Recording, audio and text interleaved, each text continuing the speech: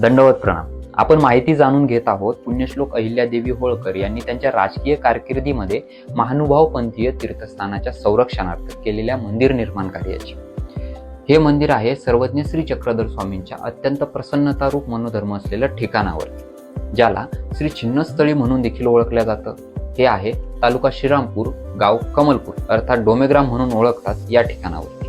या ठिकाणच्या संरक्षणार्थ अहिल्यादेवींनी त्यांच्या राजकीय कारकिर्दीमध्ये मंदिर निर्माणाचं कार्य केलं. जे मंदिर संपूर्ण मंदिर पाषाणी म्हणजे अर्थात दगडामध्ये बनवलेलं आहे. त्यावरती कोरीव नक्षी काम आहे.